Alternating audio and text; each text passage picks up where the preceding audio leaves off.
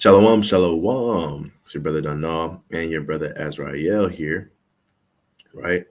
The brother is in Ohio, man, dealing with some technical difficulties and Wi-Fi issues, man. So he here in the visual and here in the spirit, man. But he might not be here in audio, but it's all good. We're gonna keep it rolling. The title of the video is called "Let's Go Fishing." I think Brother Yeshaya is on the way. If not, he is here in spirit as well, right? Um, First and foremost, we want to give all honor and glory to the Most High God of Abraham, Isaac, and Jacob. We do so by way of his son, who is an instrument of salvation for the nation, right? A whole the world ignorantly calls Jesus Christ, who some may call Yeshua, Yahushai, Yeshaya, uh, Hamashiach, right? There's men of many names and titles, right? But we know him as our Lord and Savior, who was sent to give repentance back to his people, his nation, right? And it looks like the brother just, vanished off here. So he here in spirit too, but it's all good, man. We're gonna keep it rolling. I'm gonna quarterback this thing. I'm gonna pitch this thing, right? And we're gonna have a good topic today. It's called "Let's Go Fishing," right? Let me share my screen with you guys.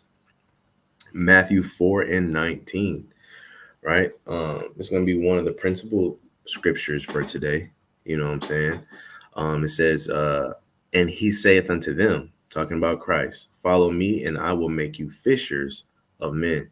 He said, I will make you fishers of men, right? And so, of course, what does this look like? It's, purely, plainly, it's evangelizing, right? Multiplying your talent.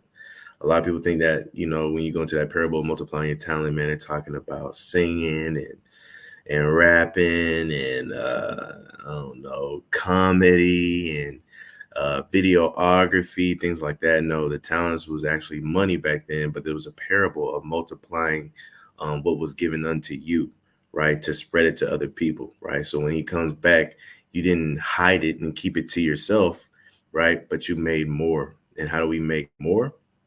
We go out, we evangelize, and we make more disciples. That's why one of the key things he told us before he left was to go out and make disciples. It's the same thing when he says, I'm going to make you fishers of men. He means he's going to make us men that go out to make more disciples, to make more Christians, right? Or Christ-like minions, because that's all it is. Christ-like minions, create more people that are more like Christ, right? But let's see here what I got up next. And the crazy part is, man, I try my best to find a video, to entertain you guys, a fishing video to entertain you guys, man. But man, I was looking for about an hour. Couldn't come up with one that was quite good enough to share with you guys. I found a couple, but some were way too short. And it's like, man, if I would have uploaded me, like, man, what's even the point? Some were too long, and then some were a little too exaggerated.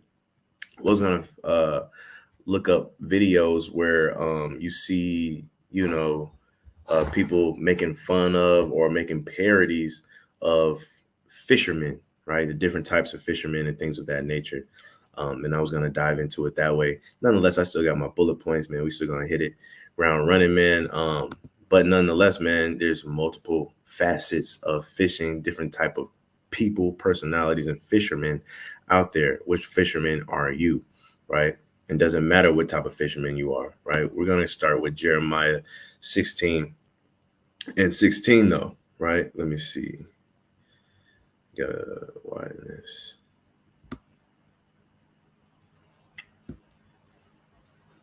Boom, the brother's back in visual. Let's see, Jeremiah 16:16. It says, behold, I will send forth many fishers, saith the Lord, and they shall fish them. And after will I send for many hunters, and they shall hunt them for every mountain and from every hill and out of the holes of the rocks, right? I find this funny, man, because when just thinking about fishing, if you ever been fishing, man, it's a big difference. If you ever been fishing or if you ever been hunting, there's a big difference, man. Especially nowadays, professional fisherman, right? Is this thing out there called catch and release. You know what I'm saying? I know a lot of us were brought up of, hey, if I catch it, I'm taking it home. But it is a big thing out there for people to catch and release, man. Fishing, man, it's funny, man, because like it's evangelizing to the T. So I like this parable. So like when you go fishing, man, you might get them on the hook.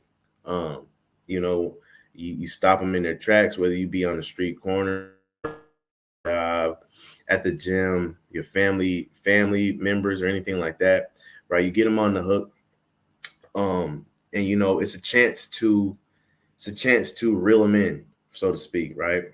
And uh, the difference between fishing and hunting is the fact that fishing, it gives you a chance, right? Hunting, man, when you go out and hunt, there's really you don't want to leave no room for error. You know what I'm saying? You want one shot, one kill. With that fishing, especially with catch and release, man, you give these fishes a chance, right? So you throw the bait out there, the mini baits that they are, right?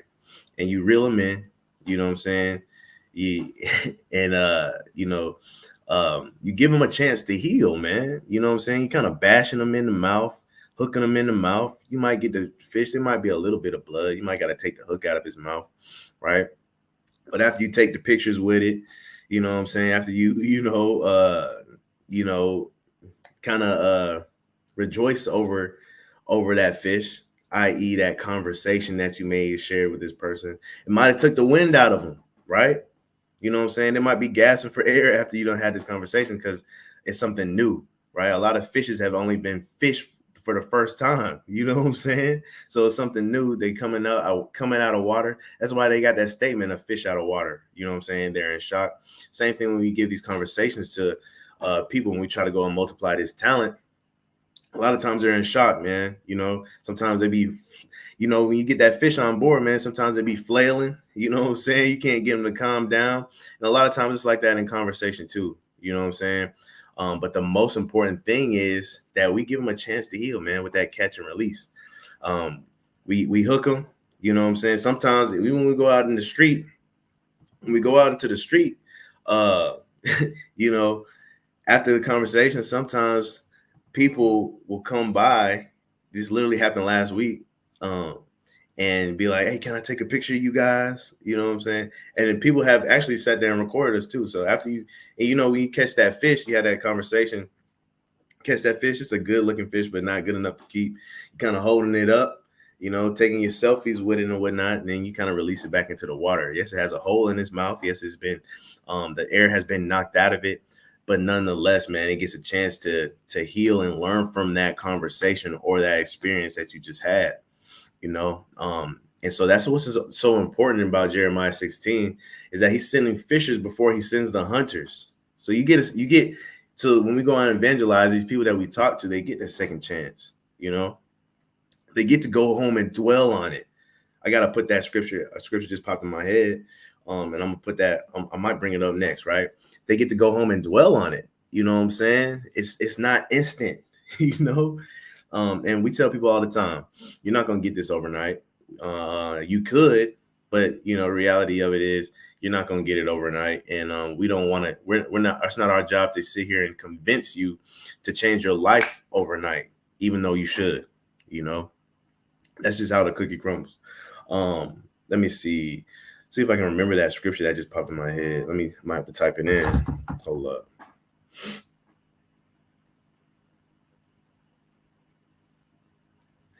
But while I'm looking for it, on the contrary, you got to think about hunters, right? Get liberty. You got to think about, there it goes. Yep. But you got to think about hunters on the contrary, right? What do hunters do? Man, it's one shot, one kill. So he said he's sending these hunters after the fishermen. All these fishermen are nice, man. Catch and release.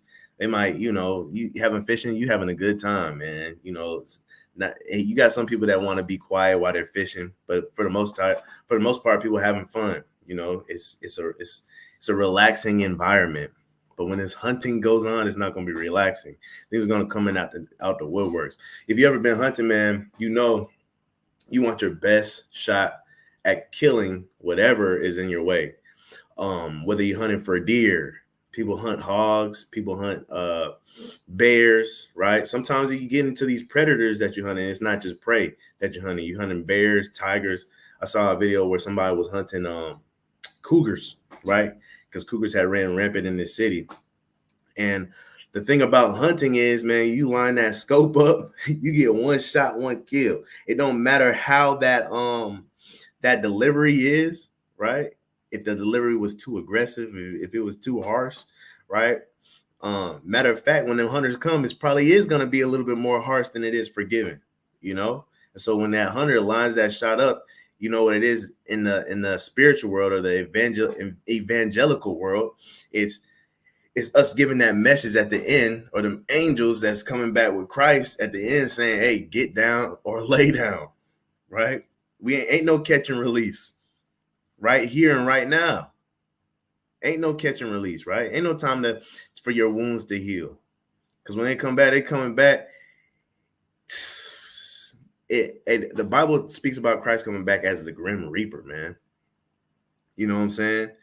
Taking lives, no explanations. I don't want to hear it. That scope to the head is serious. He's dialed in. So you want to be ready. And matter of fact, I'm gonna pull this precept because I'm about to spoil it in my conversation. Let me pull it real quick. Let's go to the Apocrypha. Shalom to the brother. Shalom. I don't know if this is choppy or not, but I sent you 2 fishing videos.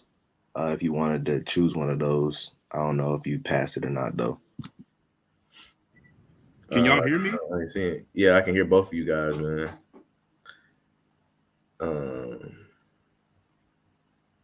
Let's see.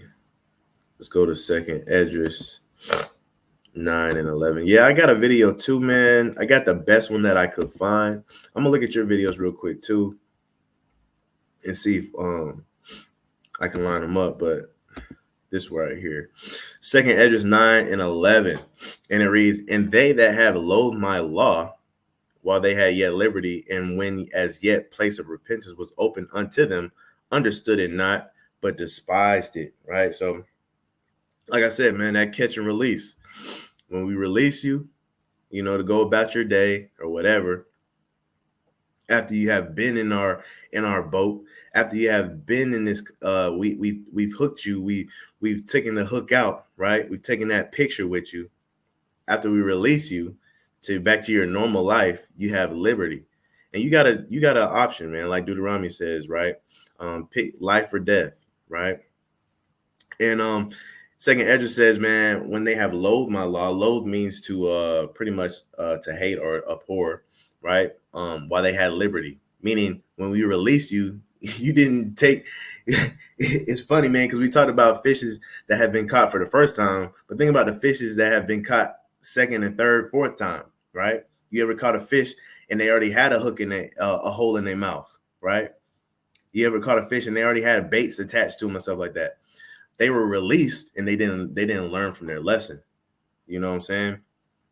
And so it's the same thing, man. When we release you, that's that time for them to let it dwell. That's why I said, man, fishing is way more forgiving than hunting. You know, they give you a whole lot more grace. Sometimes when you fish them in, some people do keep them in and kill them, right? What does that look like?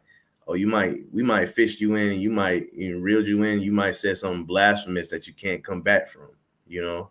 But a lot of times, man, that catch and release, it helps, you know, and you got to learn from those and take that experience of being a fish out of water and apply it to your life, right? Because what happens after that? And when it was yet place of repentance was open unto them, they understood it not, but despised it. What happened to them that despised it? When them hunters come, this is what's going to happen. The same must know it after death by pain. That's that hunting season, right? It's that hunting season. Give me 1 second. Let me check out this brother's videos. I seen that one. It says start at 11:27. Brother must have been watching fishing videos. It says They drew a crowd.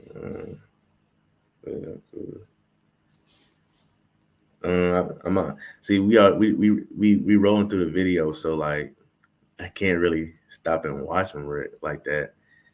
But I'm gonna get my next preset real quick, and then we'll talk about it. Let's get I want to touch on Hebrews 5:13.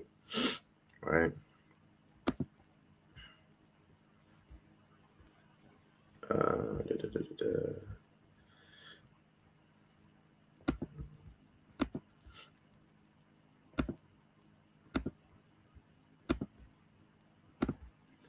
All right. Hebrews 5:13, man. For everyone that uses milk is unskillful in the word of righteousness, for he is a babe, right? Um, and I bring this out. How does this associate with the topic? It's important to know that you got to get built up in this thing before you go out and evangelize, right? Because you got to be skillful, just like a fisher. A fisherman, you're not classified as a fisherman if you're 5, 7 years old. You go out there with your granddad, and your granddad prepares your rod for you. He puts the bait on there for you, and then hands you the rod after he done casted it into the ocean, right? Or to the wherever you at, you know. You can't really call yourself a fisherman. You're a babe. Somebody did all that for you. Same thing with this word. You know, you can't be a babe, right, and go out there and try to evangelize. You got to you have to have some type of skillfulness when it comes to this word, and applying these things in context, precept upon precept, right, line upon line. And so don't think that you're going to be any effective going out there if you're still a babe and you're without your granddad, so to speak, right? You don't got no help. A lot of times, man, you're going to end up, the conversation is going to end up turning south.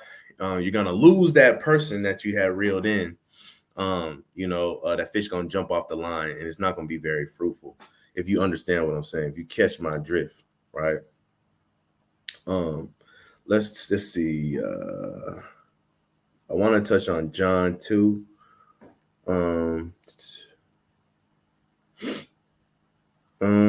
Do I want to go to John first, or do I want to go to Luke?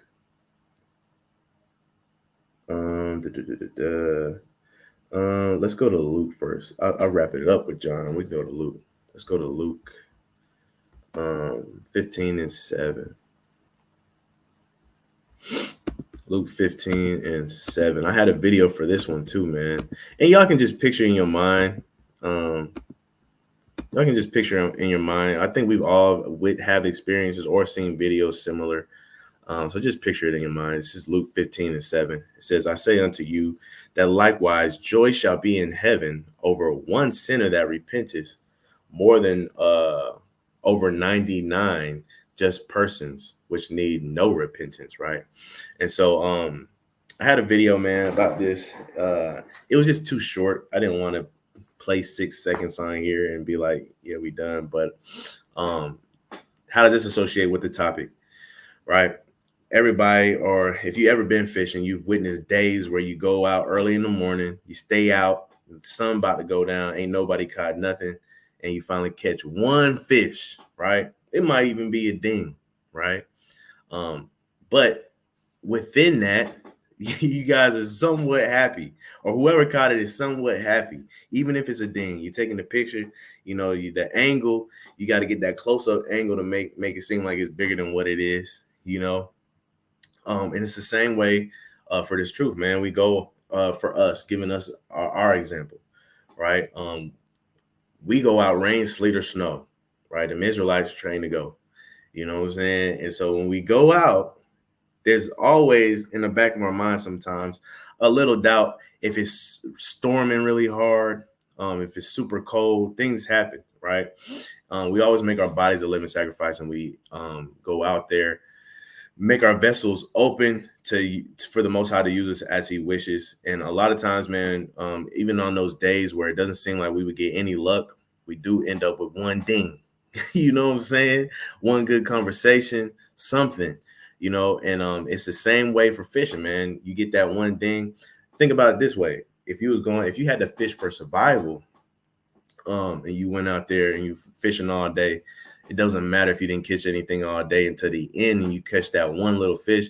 At least you get something to eat for that day. Same thing for this truth, man. I just gave an example for how we go out and we evangelize on the streets every week. But even if you and your family, man, think about it. You've been giving this truth out for so long, and to your family, you really want them to get it. And just that one brother or that one sister, I'm talking about your real brother, your real sister, right? They finally understand it. They finally get it. The joy that comes with knowing that you can be on this walk with them and not this walk alone, right? Same thing for friends, ex-line brothers, things like that, right? These things are a rarity, but when they happen, just that one, it's a lot of joy that comes from it. Not just the joy of knowing that their soul has been saved, but the joy of coming with fellowshipping with them, things like that, right? A genuine relationship, things like that, right? What I had next. Oh yeah. Gotta mention this one. We all know this type of fisherman. Let's go to Matthew. Matthew 10 and 14.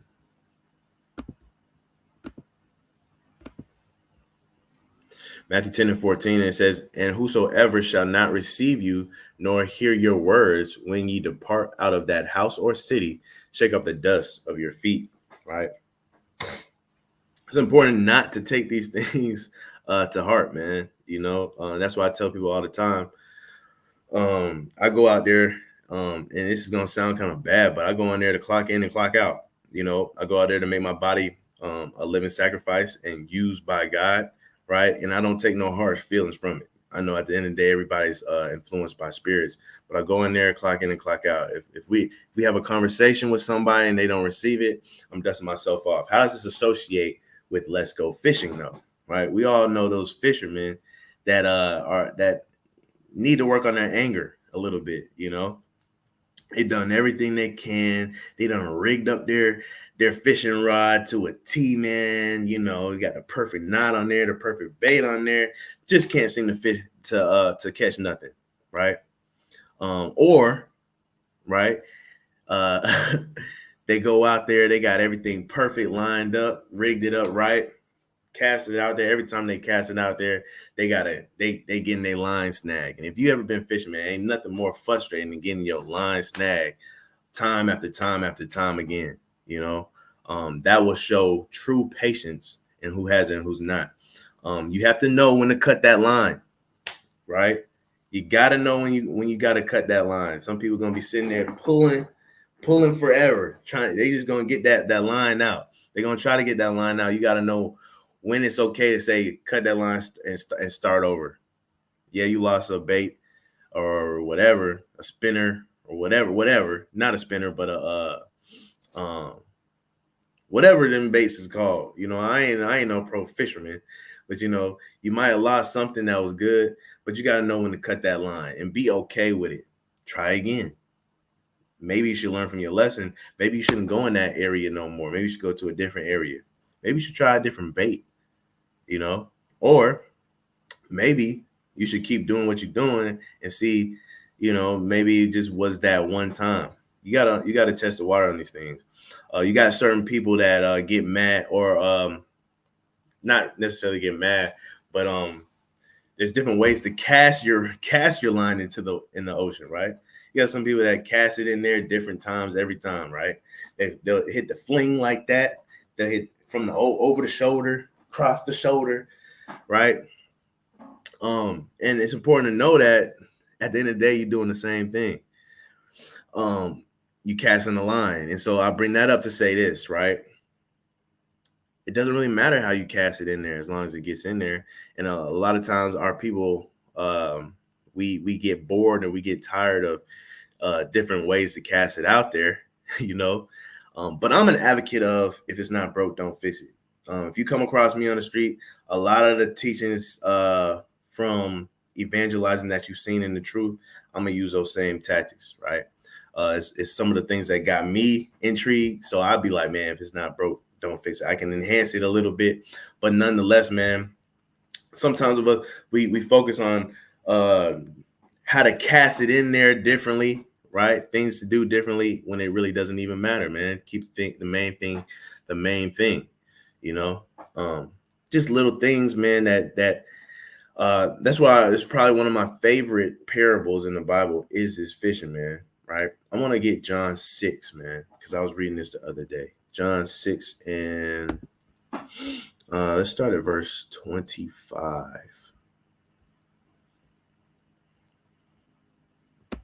John 6 and 25. Yeah, man. And fishing, man. I was looking at a video and the dude hit his spot on the head. He was like, man, don't come fishing with me if you're not prepared to go out there and fish all day. And because I don't want to, because I'm going to be out there, man, and my task is at hand. I don't want to hear you saying you hungry or you thirsty, right? It's the same thing when we go out, right? Brothers come up with us all the time, and people be like, hey, man, y'all not hungry? Y'all not thirsty? Y'all want something? And it's like, of course, we might be a little hungry. Of course, we might be a little bit thirsty, but the main thing is the main thing. You're trying to get these fish on the line. The more time you take drinking, fulfilling your flesh, right, the less time you got to get that fish on the line, right? And so, the dude I was listening to, he was like, "Yeah, man. So if you come with me, I don't want to hear that you ready to go because you hungry, you haven't ate all day, or you thirsty, and we ran out of water. When are we gonna go? We haven't caught nothing all day." Right? Things like that. People like that. You got to check, especially in your circle, man. If you do have a group that you evangelize with, you kind of got to check that and try to get their spirit up to yours. If your spirit is in the right place, these things takes patience. That's why when you go into the book, what is it? Is it Timothy or Peter, where it talks about uh, being apt to teach, man? There's prerequisites that you got to have, man. Temperance is one of them, right? Long suffering is one of them. You got to have these things when you come to be a fisherman of men. And it's important to understand, man, that not everybody has been called to be a fisherman of men. Not everybody has been called to be an active disciple, although we like to claim that. A lot of us think Matthew, what was it? Matthew was that 4 or 14? Is talking about us or talking about them, and it's not, right. We talked about this the other week where we said, man, if they're scared, let them stay home still. You know what I'm saying? Some of us stay home. They do that. But it's a mighty thing to be called a fisher of men, but that comes with action. You know what I'm saying? It comes with a responsibility. You cannot be called. You can't say that you're a fisherman and you don't ever go fishing. You can know everything about fishing, but until you go out there on the water, you're not a fisherman. And so and we talk about this a lot too. You got two type of brothers in the world, in this life, in this truth. You got some that are highlighters and note takers, and you got some out there that go out and for lack of better terms, they teach, right? So you got some that go out there and actually cast their reels. You got some that their reels are probably collecting cobwebs in the garage, and they just like watching fishing videos, right? Do you like watching fishing videos, or do you like going out there and doing it yourself? There's two type of men in this truth. Which one are you, right? But John 6, we're gonna start at verse 25. And it says, and when they had found him on the other side of the sea, they said unto him, Rabbi, when camest thou hither? Right. So this is they were looking for Christ. They found Christ. This is right after he fed the multitude with the 2 fish and the 5 loaves of bread. Right. Let's see what he says. He says, verily, verily, I say unto thee, ye seek me not because ye saw the miracles, but because ye did eat of the loaves and were filled.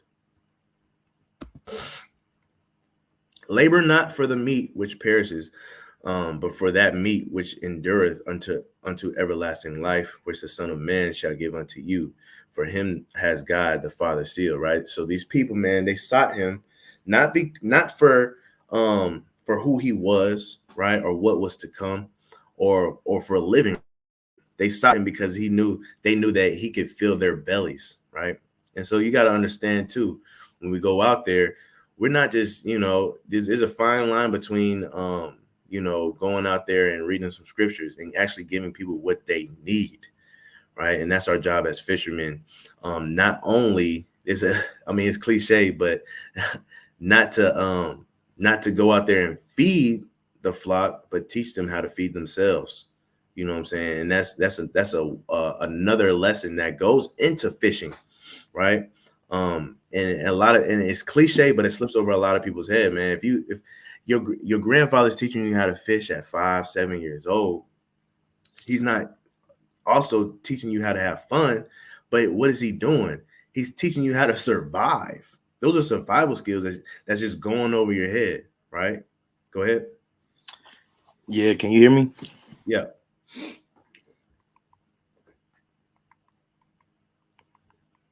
Salakia. In Proverbs 30:8, it says, "Remove far from me vanities and lies. Give me neither poverty nor riches. Feed me with food convenient for me." Right? And I just say that because when we go out there, man, a lot of us, we get caught up in just quoting scriptures like the brother said. But if we're trying to be like Christ, right, and feed the disciples, you're supposed to feed people with the food that's convenient for them. Meaning, stop trying to drown certain brothers that you could kind of discern it's going to take them a little longer than the next. You drowning them with stuff that's going to scare them away from the basket, right? You can't scare away your fish. You're not going to have nothing to eat, right? But you got to give him food that's convenient for him. That's why we see in the New Testament, the disciples, when they went around, they didn't give people some of the hard parts of the law to do. They gave them the easy stuff like stop idolatry, stop eating abominable foods, X, Y, and Z. Right? We go out there, we tell our people about the Sabbath day. We go out there, we'll tell them about fringes, we'll tell them about the holy days, we'll tell them who they are according to the Bible and prophecy. But don't give them some of the super hard stuff that they're gonna be fighting with, and then drown them and call them demonic and demons and all of that, because it's gonna scare away the fish, right? We got to be able to feed our people with food that's convenient for them, and sometimes they can't stomach some of the food right away. You got to think about when you was the fish on the other end of that hook, and how you received the truth, and some things that threw you off at first, and some things that you gradually had to learn. Right? Don't give them straight meat. Give them some of the milk. Kind of going into our lesson that we had the other day, right? But Come on, man. You got to be able to understand. You got to stay on. You know what I'm saying? If there's always a period of time where you're trying to set the hook in the fish, right? That means the fish isn't on all the way there. And so you're locked in until you got that fish on the hook. But when you see that, the fish nibbling at it, right? What you look like going in there, taking your hand right by the fish and splashing the water or whatever, right? And scaring the fish off, right? That's the time to lock in, right? And understand that you need to do everything you can to set that hook, right? And sometimes that takes a little patience and timing, before you snatch that thing up.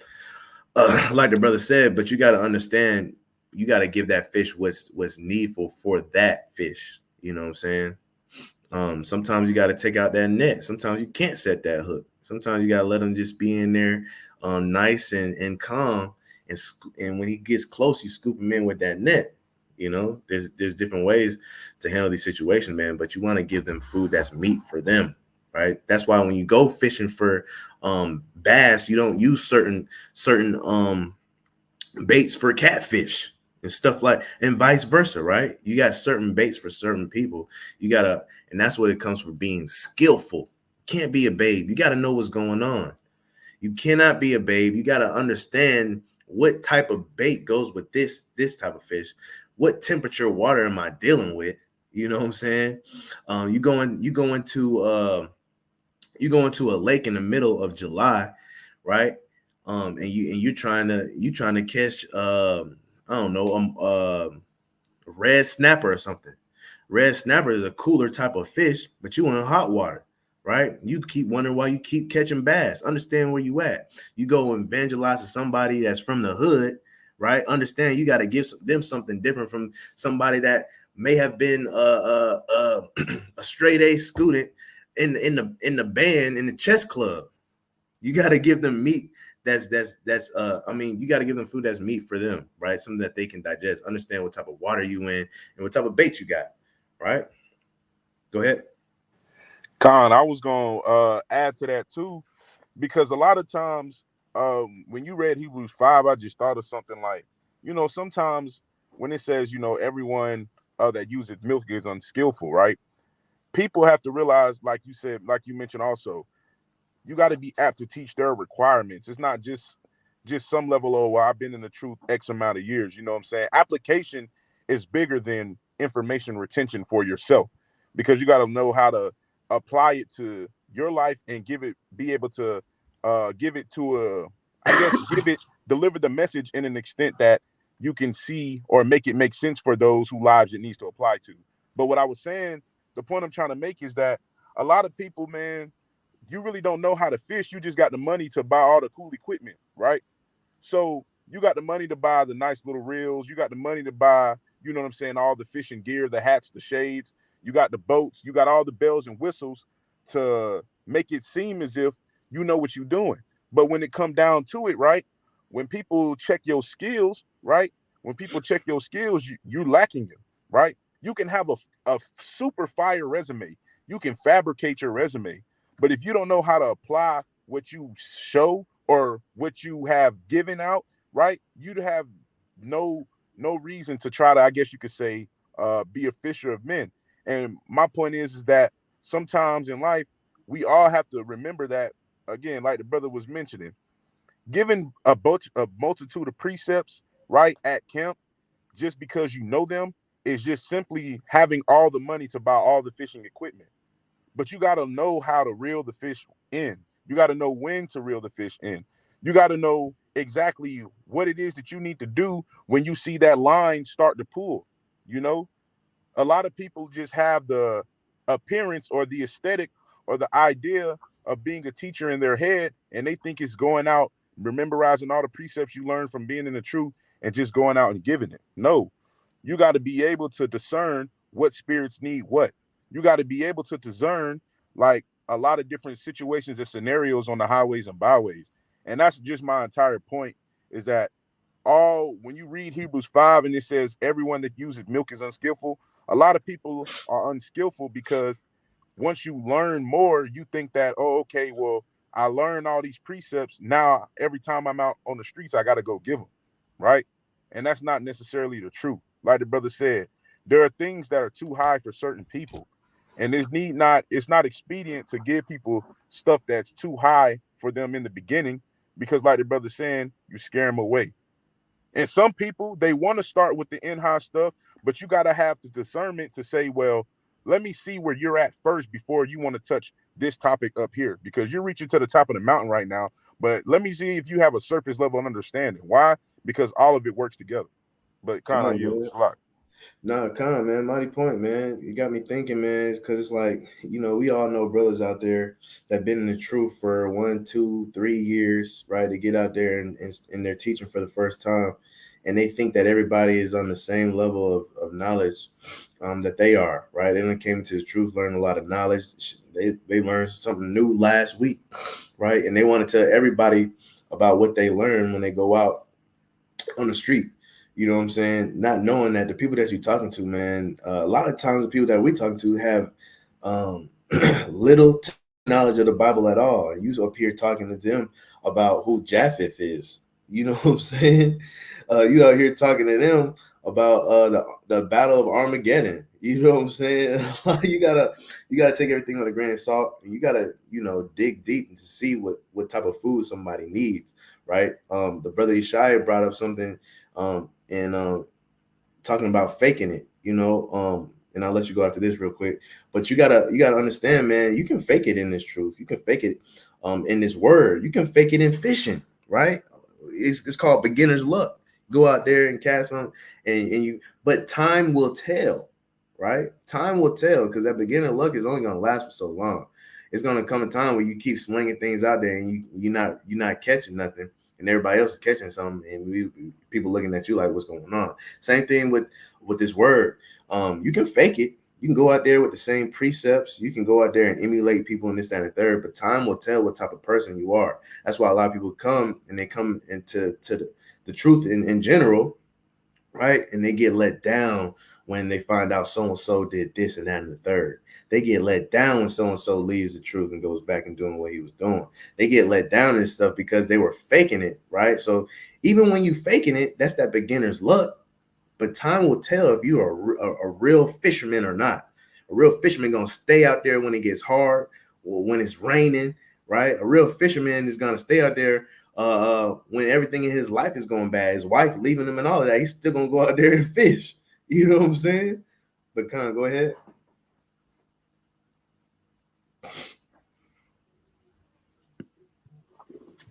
Can you hear me? Con.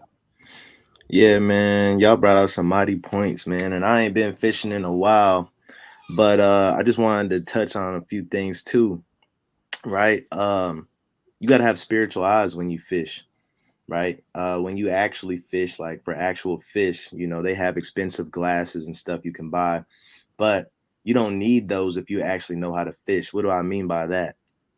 What I mean by it is, if you go with a friend that actually knows how to fish, he's gonna know what trees to look under, what brush to look at, what muddy areas in the water or dirt that might have some fish beds in it. He's gonna know what to look for and what to look at, right? You gotta be able to have those eyes on the prowl when you spreading the gospel, right? You got to know what you're looking at, because another good point is, what time of day are you going? There's a time of day that fish are not hungry, right? But some brothers, and we talk about this all the time, is it even going to be expedient for us to go out there? Are the people even going to want to eat this word, or are we just going to be preaching to nobody, right? Sometimes there's a time of day where the fish don't want to eat, they're not hungry, right? And you don't go fishing during that time. You will tell if there's a good fisherman or not, because you just go at the wrong times all the time, right? Sometimes, like the brother Denal said, you got to wake up early, right? You got to go late at night. You know what I'm saying? You got to read the temperature and the weather outside. You got to discern the environment. And a lot of people, like these brothers saying, they get in this thing, they don't discern the environment. They just want to get out there for the video, for the clicks, for the likes, for the fame, right? We shouldn't be doing that. Also, right, there's plenty of fishing videos now, where it's expensive versus cheap, right? They might have $1,000 fishing rod versus a $20 fishing rod, right? And you'll see that it don't take much to catch a fish, right? You have some brothers be mad at brothers that just came in the truth that are doing a better job fishing than them, right? And all that's because you thought that you built yourself up. And look, all that, God can use who he want. He's not a respecter of persons. That's why you'll get confounded when somebody that just came in this thing is a better teacher than you, just because that person's genuine or because the Lord dealing with him. Also, what you'll see is, when you go out there and fish, some people are naturally good fishermen. You could be doing everything that they doing, but for some reason they catch fish and you don't, right? And your mind will be puzzled. You'll be mad. Another good telltale sign for fishers, Denal was touching on it a couple seconds ago, is that time will tell. There's a good fisher. Like he said, there's beginner's luck. You go out there first couple of times and you catch a mad fish, and you're happy, you're excited about it. But what happens when it's a slow day and you don't catch nothing and you was out there for 8 hours? What happens when it's a slow day and it was raining and you didn't catch nothing? Are you gonna want to go back out there and fish? That's how you can tell a fisherman, because some real fishermen, they'll be on that boat, they'll be on that shore, and they'll just enjoy the fact that they're out there, right?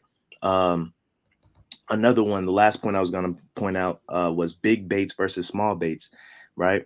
I remember when I first started fishing, I haven't fished in a while, but when I first started fishing, I had a friend, and he was telling me the difference between big baits and small baits. Some certain size fish, like the brother Yeshaya was saying, will be able to start with a lot of density. Some certain size fish, they need the small things, right?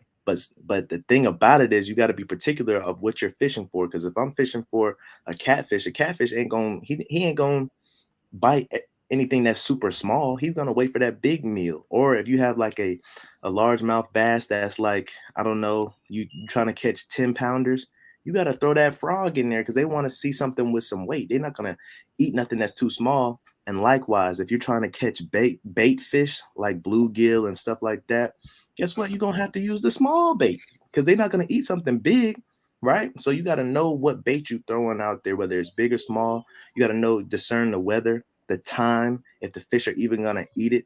And you got to also know you got to be out there for genuine purposes. It don't matter the equipment that you have, but the experience and time will tell because you'll know, I shouldn't talk to that person. They're not going to receive it. It's a waste of time. I'm going to talk to this person. When we set up camp, this is a new area, but we should set up right here because that's where the people are. You got to have those spiritual discerning glasses, fishing glasses, right? Pecan.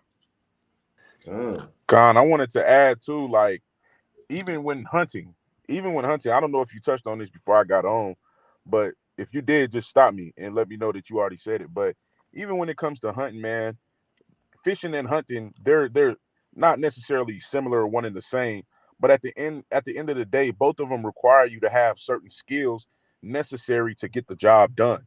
But when it comes to hunting, a lot of times when we're talking about being able to catch what you're look out there hunting for, you got to be set apart. And this is what I mean by that. When you're hunting, you can't wear the general clothing that you wear on an everyday basis, right? Because there's multiple people out there hunting. The same way with, you can't wear the same scents that you wear on an everyday basis to go out there and hunt. Why?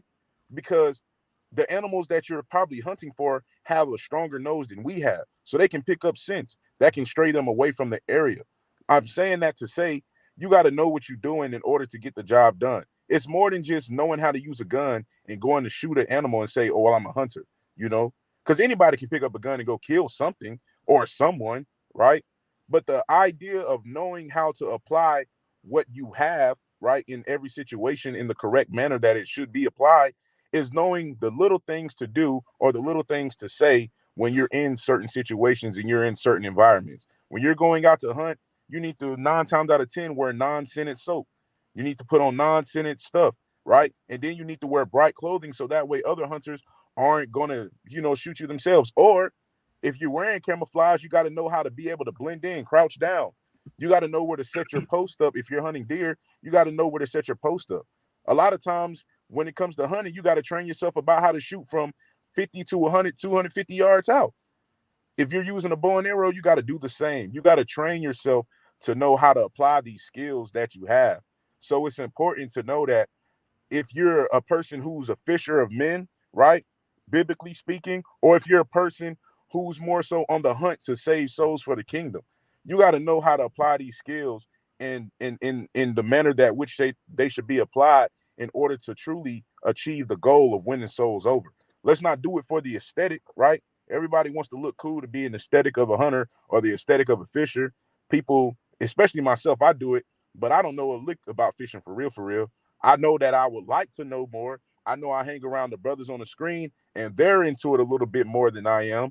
But I've only fished maybe a few times in life. And the last time I did it was 2 years ago. But my thing is that I love the idea of one day knowing what to do and how to do it. Sometimes I mention fishing in conversation with others, but I would be a fool to go watch YouTube videos right now, think that I know a little something, and go out there and thinking I'm finna be an expert. You gotta know how to apply these things, right? But that's all I was saying. Con. Con. How long is the video that you got posted? If you don't mind me asking, I think I got one more preset.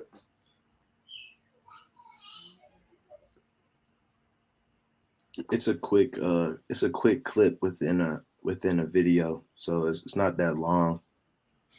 Con, man, we'll play the video first, and then I'll close it out.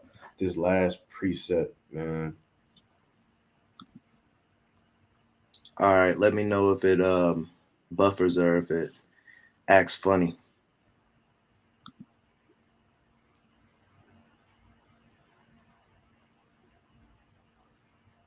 Is it on the screen?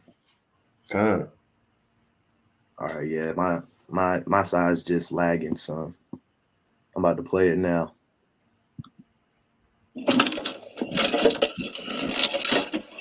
I see some down there.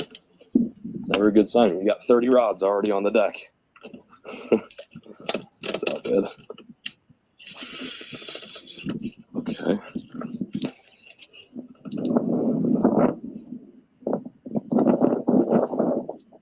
Oh my God. There we go. Finally got one. Wrong species, but still fun. Right?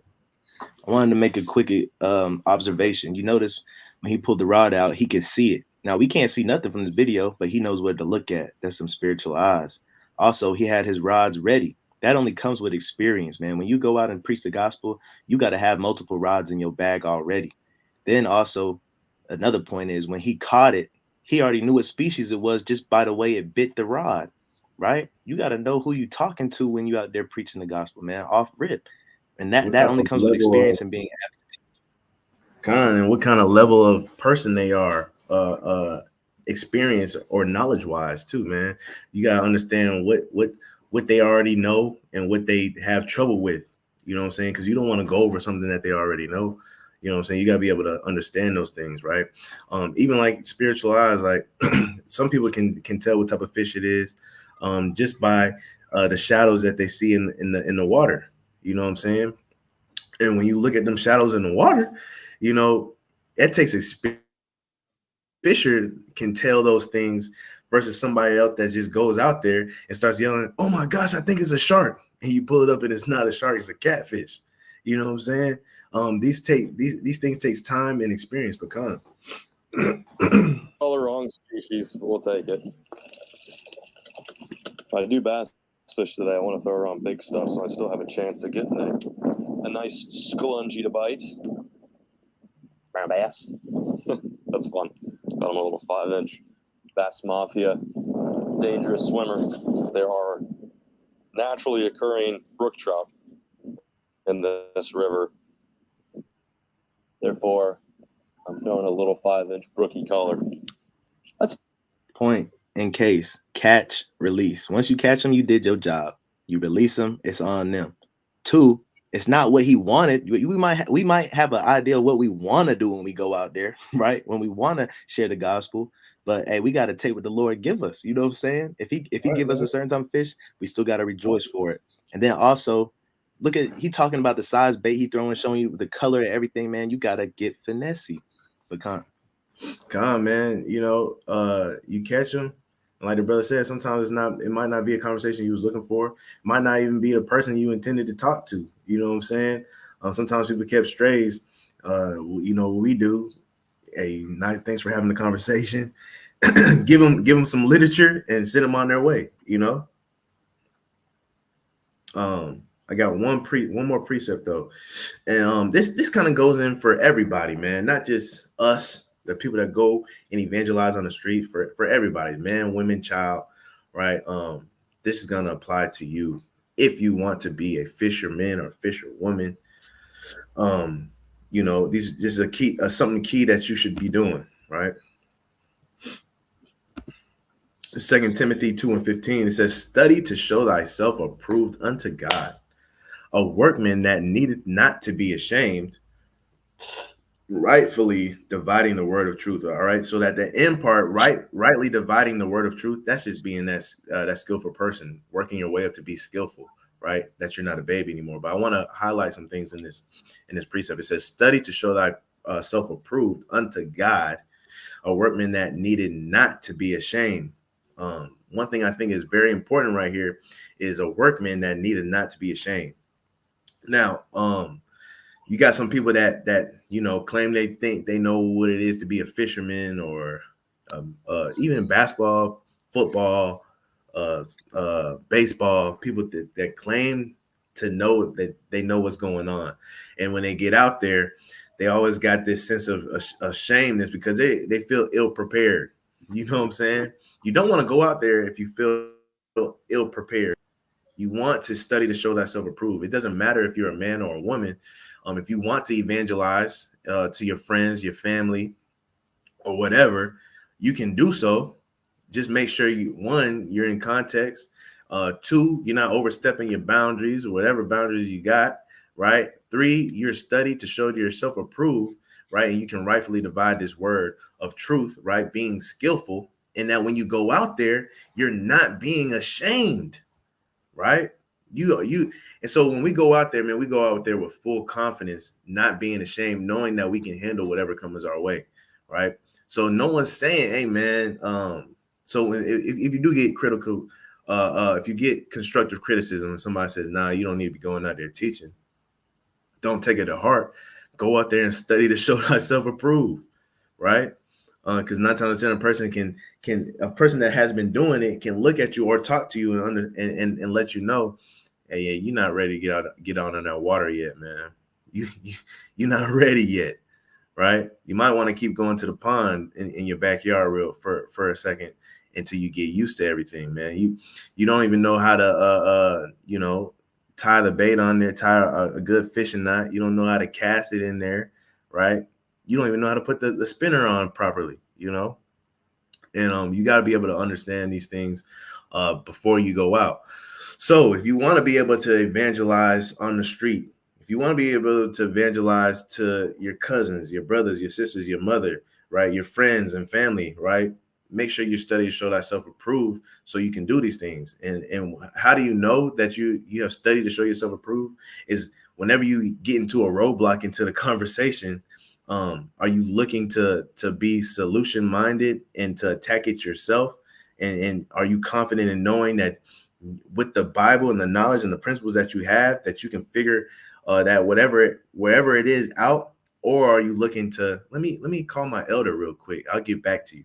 Let me talk to my husband real quick. Let me see what he say. Right? I don't know. Let me talk to some of my brothers real quick. You know what I'm saying? That's a good question. If you're at that point, you might not be as ready as you think. Right? You want to be able to have that confidence, right? Because if you don't have that confidence, what do we call it in the work world? When you go out there to be ashamed, right? Brother Azrael says it all the time. It's called imposter syndrome. What is imposter syndrome? Let me show you real quick, right? You can have imposter syndrome in this truth. Let me share my screen.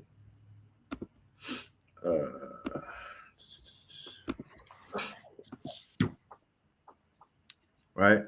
Imposter syndrome, it says, is a behavioral health phenomenon described as self-doubt of intellect, skills, or accomplishments among high-achieving individuals, right? And sometimes this imposter syndrome can happen between low-achieving individuals, right? Because when you go into a room and you have a self-doubt that your intellect is not all the way there, that you don't know everything that you need to know, or what skill, if you're not skillful in this truth, you can't rightfully divide this truth by yourself, you're not skillful, right? Or accomplishments amongst high achieving individuals. If you don't like, for instance, right, we go out, we talk to anybody. I don't care who, if it's your pastor, a PhD scholar in a cemetery school, right? Theology school. I don't care how many accomplishments you got, right? The confidence that come with knowing this doctrine that cannot be gainsaid, and that knowing the principles of the Bible and the standard that does not change, and understanding what's going on, the confidence that come with that, I can deal with anybody that has accomplishments of high achieving these high achieving individuals. If you don't feel confident in going up against a pastor, a bishop, or whatever, you might not need to be doing this yet.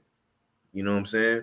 And that's one thing that we as they say, I guess, Israelites, Hebrew Israelites, that's one thing that people are in awe about, is that how can you take somebody from the hood? How can you take somebody with no college background? How can you take somebody that's a high school dropout and put them up against these people and they're faring well, that they're confounding them? It all comes down to what? Let me show you again. It all comes down to this. You get people that come into this truth, come into this word, and actually study to show thyself approved. This Bible's all you need. but you got to read it. You got to study it. You don't need nothing else. Everything you need is right here, right? It's a Rubik's Cube. It all flows together. You can get those colors on the same side, or the side that they belong to, if you keep working at it. And once you do, you got the secret sauce. As our brother B more like to say, you got the cheat code. But you got to take the time to do that. You can't jump in prematurely and just call yourself a fisherman, right? Pecan. That's all I got. You guys, brother, got anything else? Just wanted to say one thing. Associate with those of your class. That's the wisdom given in Sirach. Just speaking to the imposter syndrome point, because a lot of us have that syndrome when we begin to dive in affairs that, we're not ready for. So long as you keep the main thing, like the brother has said a few times throughout the video, and understand how to apply these skills, understand, what you should be doing in terms of not wanting to be someone who, falls back on or gets tricked by the same bait by Satan, right? You got to just keep the main thing, associate with those of your class, right? If you're on the milk, I'm not saying don't go learn the meat, but I'm saying is that when it's come to time to, I guess you could say, prophesy in part, prophesy that which you know. Don't begin to speak on things that you don't know, and don't begin to feel like you're inadequate just because you don't know some things, because all things will be given in due time, right? But you just got to be able to handle the understanding that a lot of these things that the brother went over in today's lesson, all of these things may not hit all at once for everybody. Like he's mentioned earlier, somebody could start doing something and it's just like they're natural. Some people, it takes them years of experience to finally get into a good rhythm. It's of the Lord that these things happen. So you just got to be able to be the person that weathers the storm, whether it be quick or whether it be a long suffering storm. But either way it go, just keep the main thing the main thing. And that's how I would just put it. Pecan. Man, I want to show this small clip too, just because, like the brother said, you got to be ready for objections. Can y'all hear me? Con. Yeah, you got to be ready for objections, man. I'm gonna play this video real quick. These brothers, man, well, these Edomites, right? They went out and they fished this fishery in the middle of a city, right? I don't know if it's illegal or legal, but they're doing it to catch these huge koi fish and huge goldfish, right? And then you have some people enjoying the park behind them. When they catch it, they're gonna start telling them, "You're killing the fish," blah, blah, blah. They're gonna start speaking on stuff that they don't know, and you'll watch the two fishermen correct the gainsayers. That was so quick. He just ate it, dude. He just ate it. Oh my god. That was insane. No way. This thing's huge, dude. This thing's so big. Oh my god. Oh my god. That was insane. Here. Oh, he's in the bucket. But you also see all the people that's looking behind them on the trail. You can see how astonished they look, right? So a lot of times, like the brothers always say, when we out there giving the word to one person, it may stop like 5 or 6 people in passing because of how passionate we get in the conversation and things of that nature. Did he eat it? Oh god, yeah, he ate it. Oh, he ate it? No way. Oh my god. And then you see the brother in the water, man. Spiritually, that's when we get in that deep end with some people and that conversation get a little intense. We got to get in that deep end, man. I'll hop in with you. You got to have brothers to be able to say, "I'll hop in with you," right? That's what the line is for. You don't ask for help. The brother didn't, the first guy didn't ask for help. Like the brother Denal was saying, you got to be able to deal with things by yourself. But you got to also have brothers on the line with you that's willing to add to a wise saying. So good. It's all good. I got plenty of drag. I'm gonna hop in with you. It's like mud. Bring him here.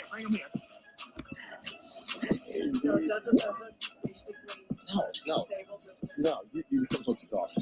What did he say? No, we just have a concern with it. Watch this fish swim off after you hook it.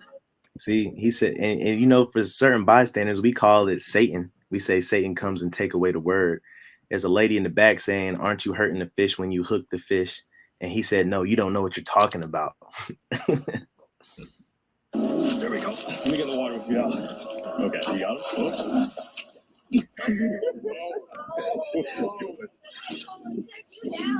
Okay. He wants revenge. Then you're gonna have the scoffers too. Now you're gonna have the scoffers in the background saying the fish that the fish making a good point. He got a good point, you know, even though we know that they're losing, even though they're already on the hook.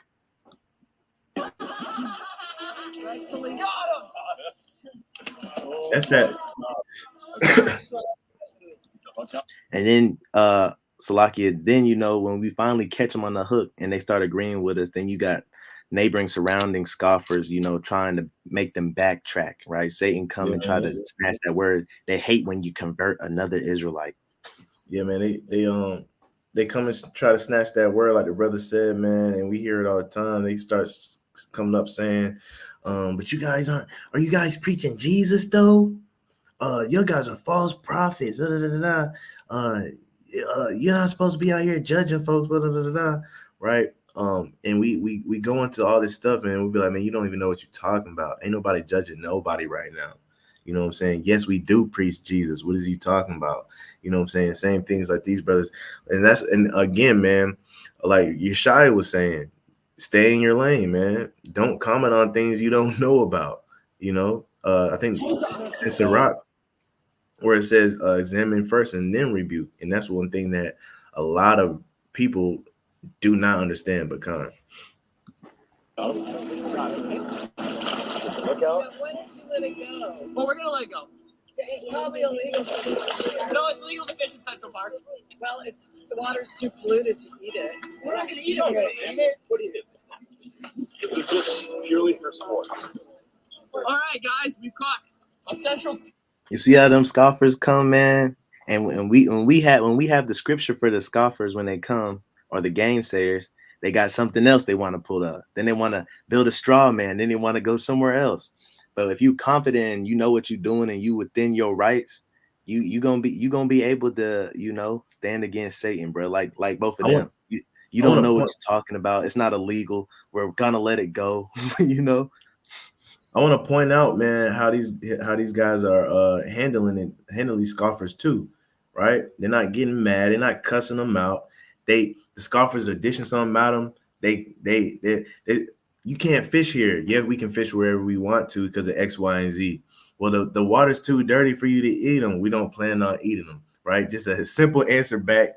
Because you got to understand, man, in these times, for these guys, they understand that we're not going to let these people interrupt our content, right? For us, it's like we're not going to let you interrupt was the fruitful conversation that's been going on with this person. So a lot of times you got to take from that and understand it's not worth getting into a back and forth with these scoffers or whatever. It's not worth losing your temper. And it's all about what the brother Azrael has been saying, keeping the main thing. Monster. This is a goldfish. Look us out. How much do you think he weighs? Probably About 8 pounds. 8 pounds? 10 pounds, yeah. How old do you think he is? Old. 15 years. This is not common either. This is a anomaly with the color of this fish. And we're gonna let it go. Here we go. All right, see you later, fish is swim away. She didn't even know what happened. You got some people, man, swim free, buddy. Like we done hurt somebody, man. You know, we see it all the time. You preach the good gospel to somebody and somebody comes and tries to put their arm around them, take them away or whatever. And we're just happy because we know that word sunk in. We know what really happened, right? But to the outside world, they don't know what's happening, man. It's all physical and carnal to them, but we can see the spiritual. Right. Man, it's so funny because you know, I find it so funny because everything's always situational, especially here in America. It's like they caught this big fish, right? You guys are so worried about harming the fish, and you killing them and this, that, and the third. You can't eat them, don't eat them. But let's say it was a famine, bro. Y'all be singing a different tune, man. Y'all be out there trying to catch fish too. I guarantee you that the hypocrisy would come forth if there was a famine. John B and them would come to that wherever they was fishing and probably see the same people that told them not to fish there fishing because they saw them fishing there. Yeah, you Same ain't thing gonna that's worry gonna about happen, how muddy the water is then. right? And it's gonna be the same thing that's happening in the spiritual realm or you know what we're doing, right? They got a lot to say about what we're doing, but in the end times, man, best believe, man, a lot of people are gonna be trying to find their most hated Israelite that they ran into to get up to date on these prophecies and things that are gonna unfold. They're gonna be trying to do the things that we're doing before it's too late, right? And it's the same thing, man. Because right now everybody has liberty to do what they want to, and they're opinionated. Everybody does what's right in their own eyes, right? But it's gonna come a day where those people that were scoffing about put that fish back are gonna be the ones trying to catch that fish, right? But that's all I got. Y'all brothers got anything else? Mighty lesson. Come, man. It's been another one, man. Giving all honor and glory to the Most High God of Abraham, Isaac, and Jacob. We do so by way of his son, who is an instrument of salvation for the nation, who the world inwardly calls Jesus Christ, who we see as our Lord and Savior. And he said, if you're not helping to gather, you're helping to scatter, man. So we doing our job as evangelists and multiplying our talent. So when he comes back, it doesn't seem like we hid our talent and kept it to ourselves, but we spread it. And we made disciples of men. And that's what this video was all about. Let's go fishing, right? That I say shalom.